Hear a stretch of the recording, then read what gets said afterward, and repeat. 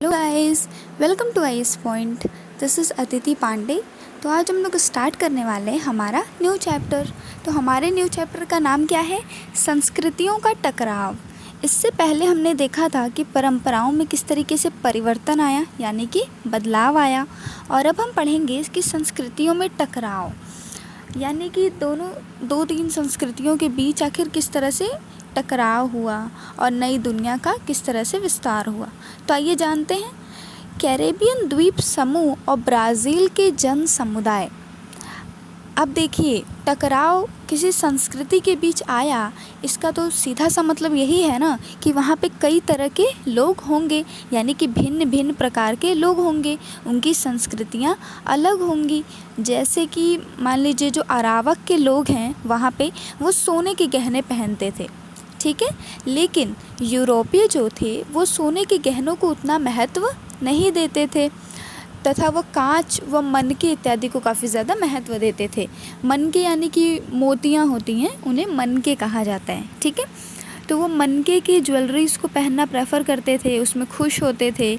और कांच का मनका जो एकदम शीशे का हो, उसमें बुनाई की कला बहुत ज़्यादा विकसित थी, जिसे हैमक कहते हैं, यानी झूले का इस्तेमाल उनकी एक विशेषता थी, जिसे यूरोपीय लोग बहुत पसंद करते थे।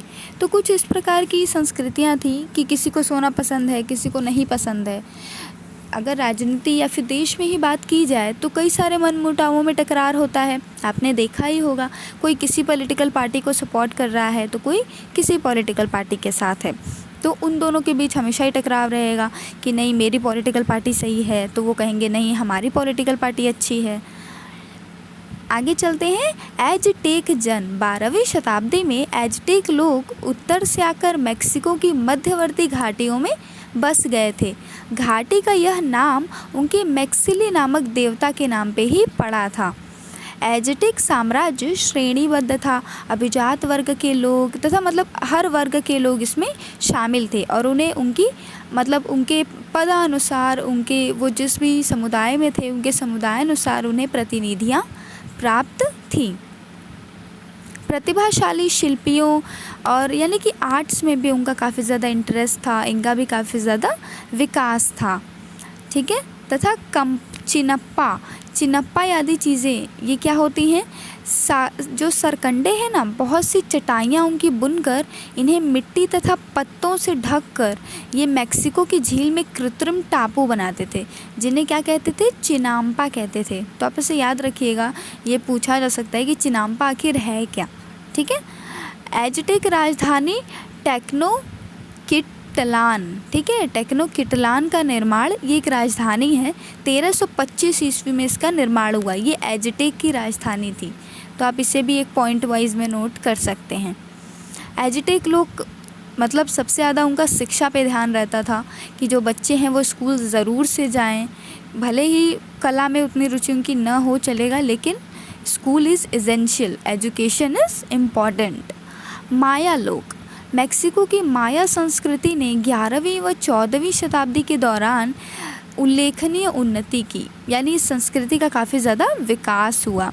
ये लोग मक्का बोने, उगाने इत्यादि से जुड़े होते थे तथा खेती करने की जो उन्नत कुशलताएं थी वो इन्हें प्राप्त थी। इनके कारण खेतों में बेशुमार पैदावार होती थी। इससे कि शासक वर्ग, पुरोहित और प्रधानों को एक उन्नत संस्कृति का विकास करने में भी सहायता मिलती थी। आइए अब आगे चलते हैं। पेरू के ईका लोग। तो ये पेरू के क्वेचुआ या इंका लोगों की संस्कृति है। 12वीं शताब्दी में प्रथम इंका शासक मैंको कपाक ने कुजैको में अपनी राजधानी स्थापित की थी। साम्राज्य अत्यंत केंद्रीकृत था, यानी कि इसके अंदर बहुत सी शक्तियाँ थीं, सत्ता को सर्वोच्च माना जाता था। आगे चलते हैं।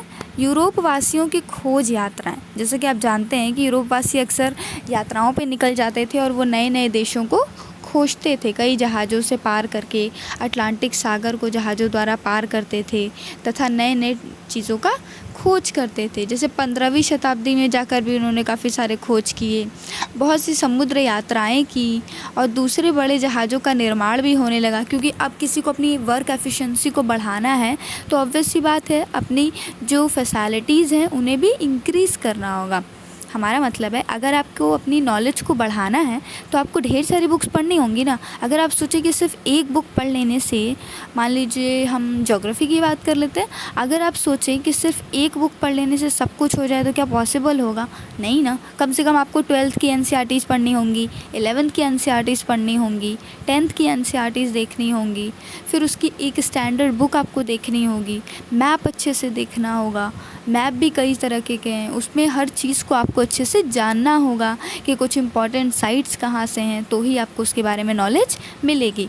तो बिल्कुल उसी तरीके से जब इन्हें पता चला कि हाँ, सिर्फ ऐसा नहीं है कि एक यही हमारे पास ज़मीन है, और भी बहुत से ज़मीनें हैं यहाँ पर जो समुद्रों के बीच में मिल सकती हैं, तो ये सोचते थे कि हम उन्हें ढूंढने निकल जाते हैं। अगर हम ढूंढ लेंगे तो उस पर अपना, अगर वहाँ कोई नहीं होगा तो उस पर अपना राज्य स्थापित कर सकते हैं, वहाँ पे ट्रेड भी कर सकते हैं, जान भी सकते हैं वहाँ की संस्कृतियों को कि वहाँ लोग कैसे रहते हैं। जैसे आजकल हम लोग को भी तो है, अब हम लोगों ने धरती पे तो सब कुछ खोज लिया है, तो हम लोग किसकी खोज में हैं? एलियंस की खोज में हैं। इसीलिए हम अलग अलग ग्रहों पर खोज करते रहते हैं। आगे चलते हैं। वैसे इसे रीड करने से ही आपको अच्छे से याद होगा, आप इसे रीड कर लें तो बहुत अच्छा रहेगा। उसके बाद आप इसे देख लें वीडियो को, तो और भी अच्छे से आपको समझ में आ जाएगा। तो ये एक चार्ट है, इसमें दिया गया है यूरोप वासियों द्वारा समुद्र यात्राएं। तो इसके अंदर क्या बताया है कि कौन से सन में कौन कौन सी समुद्र यात्राएं हुई थी। जैसे अनजोखी दुनिया का पुर्तगाल और स्पेन के बीच बंटवारा 1494 में हुआ था। ठीक है, और तो कुछ उसमें ज़्यादा इम्पॉर्टेंट नहीं है। हाँ, लेकिन ये ब्रिटिश ईस्ट इंडिया कंपनी की स्थापना कब हुई थी? 1600 में हुई थी, और डच ईस्ट इंडिया कंपनी की स्थापना 1602 ईस्वी में हुई थी। ठीक है।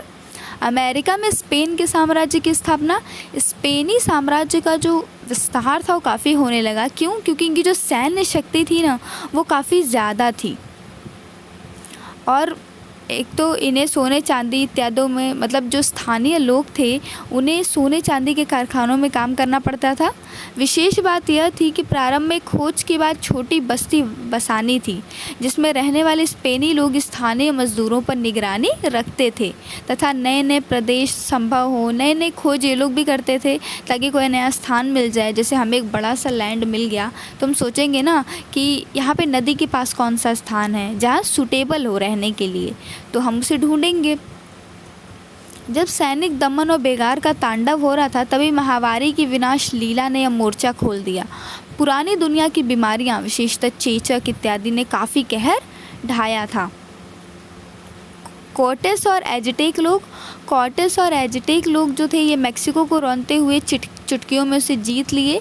1519 में कॉर्टेस क्यूबा मेक्सिको आया, जहां उसने टाटानैक समुदाय से दोस्ती कर ली, यानी अब ये लोग उनकी संस्कृतियाँ भी सीखने लगे। तथा जो टाटानैक लोग थे ना, वो काफ़ी ज़्यादा थे, इन्हें कई सारी भाषाएं सीखने का शौक़ था। स्पेनी सैनिकों ने टलैक्सकलानों पर हमला बोल दिया। टलैक्सकलान खूंखार लड़ाकू थे जिन्होंने ज़बरदस्त प्रतिरोध करने के बाद अंततः समर्पण कर दिया। स्पेनी सैनिकों ने क्रूरतापूर्वक उन सबका सफाया कर दिया। देखिए, या तो दो तरह के लोग होते हैं, जब आप उनसे दोस्ती करने जाएंगे तो या तो वो आपके दोस्त बन जाएंगे, या तो फिर आपके वो दुश्मन बन जाएंगे। तो दुश्मन बनेंगे तो युद्ध का जन्म होगा, दोस्ती बनेंगे तो व्यापार का जन्म हो सकता है, संस्कृति के आदान प्रदान का जन्म होगा। ठीक है, केवल मतलब इन लोगों के बीच काफ़ी ज़्यादा लड़ाई हुई। आगे चलते हैं। पिजारो और ईका के लोग। तो जो पिजारो थे ना, ये काफ़ी ज़्यादा गरीब लोग थे। सेना में भर्ती होके कैरिबियन द्वीप समूह में आए थे। उसने कहानियों में ईका राज्य के बारे में काफ़ी सुन रखा था कि वो चांदी व सोने का देश है, इसीलिए वो प्रशांत पहुंचने के बाद उस जगह को खोजना चाहता था तथा मिलना चाहता था, और वो इस चीज़ों में सफल भी हो गया। फिर जब वहाँ गए तो वहाँ के सुंदर सुंदर मर्तबान देखे, और मतलब उन्होंने देखा कि वहाँ पे कितनी अच्छी सोने की चीज़ों का यूज़ करके कितनी अच्छी चीज़ें बनाई गई हैं, तो उनका मन एकदम देखकर खुश हो गया, प्रसन्न हो गया। तो उन्होंने इस संस्कृति वहाँ से सीखी। देखिए, अब कोई अगर गरीब व्यक्ति है, ठीक है, गरीब व्यक्ति ईमानदार भी होता है, लेकिन कुछ होते हैं ना जो शातिर और कपटी भी होते हैं। ठीक है, मैं होल कम्युनिटी का नहीं कह रही हूँ, डोंट टेक इट एज मत होने की ज़रूरत नहीं है। मैंने कहा है कि बहुत से लोग अच्छे होते हैं, मान लीजिए 80% गरीब बहुत अच्छे होते हैं, लेकिन कुछ होते हैं जो थोड़ी सी मानसिक विकृतियाँ और उन्हें वो स्थितियाँ बनाती हैं। ऐसा नहीं है कि वो बचपन से ही कोई ऐसा नहीं होता है। तो वो क्या थे, वो इसी टाइप। तो लालच तो आ गया। अगर किसी चीज़ का आपको लालच है, आप किसी चीज़ को देख के प्रसन्न है, किसी दूसरे की चीज़ को, किसी दूसरे की सक्सेस हो सकती है, उसकी कोई उपलब्धि हो सकती है, तो आप उसे एक कह सकते हैं ना सार्थक मार्ग अपना कर पाने की कोशिश करेंगे।